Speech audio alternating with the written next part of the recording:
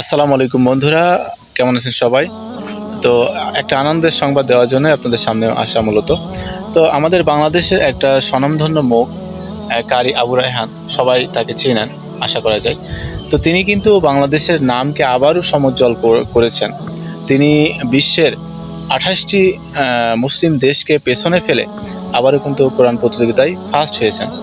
তো তিনি এই প্রতিযোগিতায় প্রথম স্থান অধিকার করেছেন। এজন্য তাকে আহ, উম, পুরস্কার হিসেবে দেওয়া হয়েছে ২১,৯২,০০০ টাকা। তো আফ্রিকার সেনেগালে এই প্রতিযোগিতাটি অনুষ্ঠিত হয়েছে। তো সেই প্রতিযোগিতাটি অনেকেই দেখেছেন, অনেকেই দেখেননি। তো সেই জন্যই আমি আপনাদের সামনে এই আনন্দের সংবাদটি দিতে আসলাম।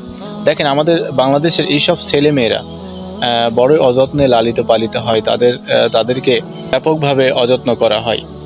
দেখেন, আমাদের দেশের ক্রিকেটাররা যখন কোনো একটা ম্যাচ জিতে বাংলাদেশে আসে, তখন কিন্তু তাদেরকে লাল গালিচা সংবর্ধনা দেওয়া হয়। কিন্তু আহ,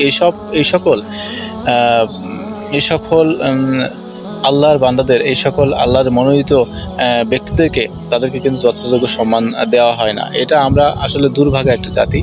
আমরা আমাদের কদর বুঝি না। কাকে কি সম্মান দেওয়া উচিত সেটাই আমরা জানি না। এই যে আবু রায়হান বাংলাদেশের পতাকাকে আবার সমুজ্জ্বল করলো সারা বিশ্বের মানুষ বাংলাদেশ নামক একটা মানচিত্র আবারও ভালোভাবে চিনল।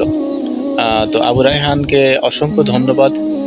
আল্লাহ তাকে এই যতদিন বেঁচে আছে, আল্লাহ তাকে যেন দিনের খেদমত তাকে দিয়ে করায়, এবং হাজারো আল্লাহ বাড়িয়ে দেন।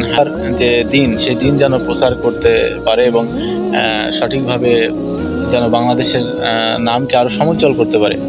তো আমরা একটু আসুন সচেতন হই, যাদেরকে যে সম্মান দেওয়া উচিত সেই সম্মান যেন তাদেরকে আমরা সঠিকভাবে দিই। এই যে আবু রায়হান, যে ছেলেটা না, আবু রায়হান, তারপর আরও বাংলাদেশের অনেক কারি আছে যারা বিগত দিনগুলোতে বাংলাদেশের এই সুনাম সুখ্যাতি আরও উজ্জ্বল করেছে। তো দেখবেন, প্রতি বছরে এই কোরআন তেলাওয়াতে বাংলাদেশের যে কোনো একটা ছেলে হয় ফার্স্ট, নাই সেকেন্ড, নাই থার্ড, যে কোনো একটা পজিশনে থাকে। তো তাদেরকে কিন্তু যথাযোগ্য সম্মান আমরা দিই না। এটা আমরা আসলেই দুর্ভাগা জাতি। তবে আমাদের বিবেক বোধ জাগ্রত হবে সেটা জানি না।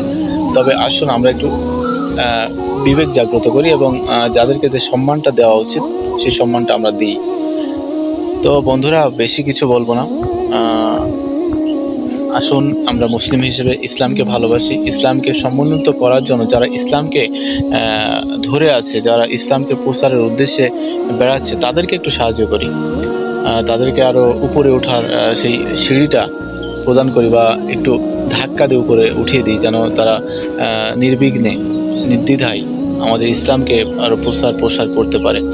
সেই সাথে আমরাও যেন, আমাদেরকেও আল্লাহ হেদায়েত দেন, এবং আমরা যেন আল্লাহর কালেমা পড়েই যেন মৃত্যুবরণ করতে পারি। তো বন্ধুরা, ভালো থাকবেন সবাই। আর এই নিউজটি শুনে আপনার মতামত অবশ্যই কমেন্টস করবেন। তো ভালো থাকবেন সবাই। আসসালামু আলাইকুম।